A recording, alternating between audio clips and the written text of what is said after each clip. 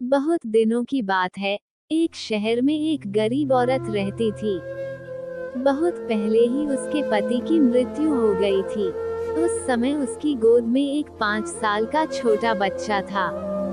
वो अपने बेटे को पढ़ाने और उसके भविष्य के लिए लोगों के घर में काम किया करती थी। काम करते करते थक जाती थी, फिर भी आराम नहीं करती। यह सोचकर कि उसका बेटा जब बड़ा हो जाएगा, कमाने लगेगा, तब चैन से आराम करूंगी। उसे जो भी पैसे मिलते थे वो उस पैसे से अपना घर का खर्च चलाती और अपने बेटे को पढ़ाती थी। उसका बेटा पढ़ने में बहुत ही होनहार था। धीरे धीरे समय बीतता चला गया। उसका बेटा बड़ा हो गया और माँ बूढ़ी हो गई। तब उसके बेटे को नौकरी मिल गई। बेटे को नौकरी मिलने से माँ मन ही मन बहुत खुश थी और यही सोचती थी कि अब उसका सबसे बड़ा सपना पूरा हो गया, क्योंकि उसके बेटे को नौकरी मिल गई। बेटा अपने पैरों पर खड़ा हो गया। मन ही मन वह बूढ़ी औरत सोचती थी कि उसका बेटा अब उसके हर सपने को पूरा कर देगा।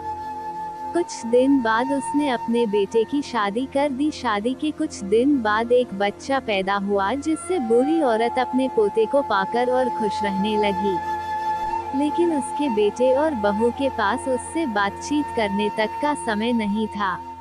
फिर भी इस बात की परवाह किए बिना वह अपना ज्यादा समय अपने पोते के साथ ही बिताती। धीरे धीरे समय बीतता चला गया। माँ और बूढ़ी हो चली थी और बीमार भी रहने लगी थी। अब उनके इलाज में भी पैसा लगने लगा और उनकी देख रेख करने में बहू का ज्यादा समय निकल जाता था। सर्दी का मौसम आ गया था।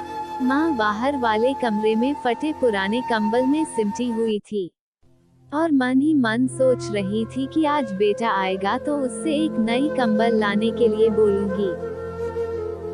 शाम को जब उसका बेटा घर आया तो अपने बेटे से बोली, बेटा ठंड बहुत है, मुझे बहुत ठंडी लगती है।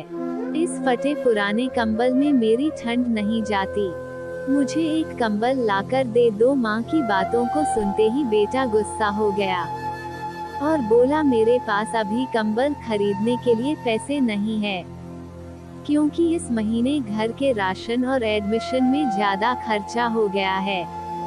तुम्हारे पोते के लिए भी स्वेटर लेना है, बीवी के लिए नई शॉल लेनी है।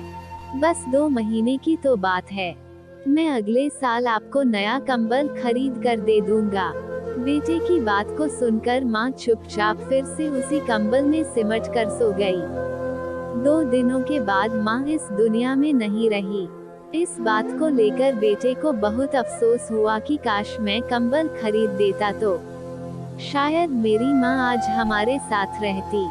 बेटे ने सभी रिश्तेदारों और पड़ोसियों को खबर की, सभी इकट्ठे हुए। बेटे ने माँ का अंतिम संस्कार और क्रियाकर्म बहुत धूमधाम से किया, लेकिन मन ही मन उसे बहुत पश्चाताप हो रहा था कि काश मैं अपनी माँ के लिए कंबल खरीद देता। दोस्तों, आज के समय में पढ़ाई के साथ साथ संस्कार सीखना भी बहुत जरूरी है। अगर आप भी अपने माँ बाप के साथ हैं तो आप बहुत ही भाग्यशाली हैं, क्योंकि आपके जीवन में जो भी आपके पास है वो आपके माँ बाप के कर्मों से ही है। इसलिए जब तक माँ बाप जिंदा रहे तब तक निस्वार्थ उनकी सेवा करते रहें।